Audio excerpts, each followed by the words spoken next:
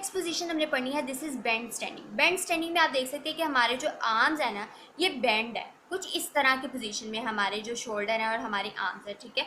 अब यहाँ पर इस पोजीशन को देखें तो कुछ इस तरह से अगर कोई पर्सन खड़ा हुआ है ना तो हम उसको कहते हैं कि the person is in bend standing position. अब इसके अंदर क्या क्या पोजीशन होगी ये तो हमारे लिए समझना बड़ी आसान। सबसे पहले शोल्डर थोड़ा बाहर को गए थे, शोल्डर आपके क्या थे, लैटरली रोटेटेड थे। नंबर 1 क्या हुई, आपके शोल्डर की लैटरल रोटेशन। साथ ही साथ आप देख सकते हैं कि शोल्डर जो है यहाँ पर ये हमारा शोल्डर है और शोल्डर जो है वो बिल्कुल स्ट्रॉन्गली आपकी बॉडी के साथ एबडक्टेड। यहाँ पर आप देखें, यहाँ पर आप दिख रहा होगा ये शोल्डर जो है बिल्कुल आपकी बॉडी के साथ जो है वो एडक्शन में है, टाइट एडक्शन में है, ठीक है।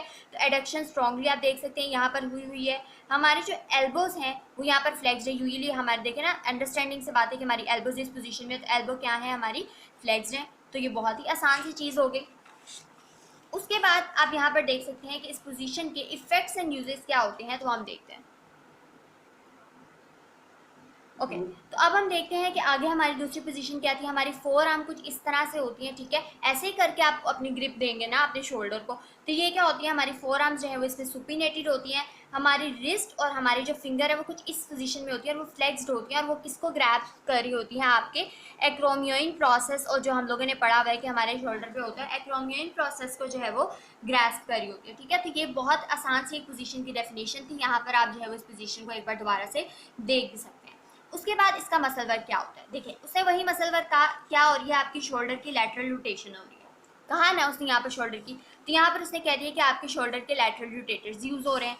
फिर उसने यहाँ पर क्या कि एडक्शन हो रही है आपकी शोल्डर की, तो यहाँ पर आपके शोल्डर के एडक्टर्स वर्क कर रहे हैं और ये क्या कर रहे हैं, स्ट्रांगली वर्क कर रहे हैं आपकी पोजीशन को मेंटेन करने के लिए। उसके बाद इसने कहा कि रिट्रैक्टर्स एंड डिप्रेसर्स ऑफ स्कैपुला भी हेल्प कर रहे हैं। और किस लिए हेल्प कर रहे हैं, आपकी स्कैपुला को फिक्सेट करने के लिए। और ये बात तो हम लोगों ने बहुत बार पढ़ी है कि स्कैपुला को ड्यूरिंग शोल्डर मूवमेंट्स बहुत ज़्यादा इंपॉर्टेंट होता है फिक्सेट करना।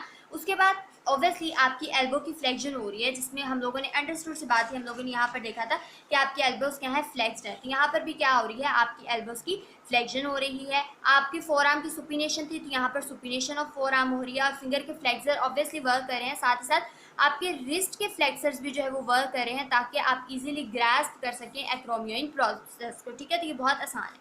अब हम इसके इफेक्ट्स एंड यूजेस पढ़ते हैं। नंबर 1 को कहते हैं कि इसके अंदर आपका जो थॉरेक्स है वो फुली एक्सपेंडेड होता है, ठीक है। और हम लोग को अंडरस्टूड जो बात है, अगर आप पोजीशन करके भी देखें तो आपको फील भी होगा कि योर थॉरेक्स इज एक्सपेंडेड।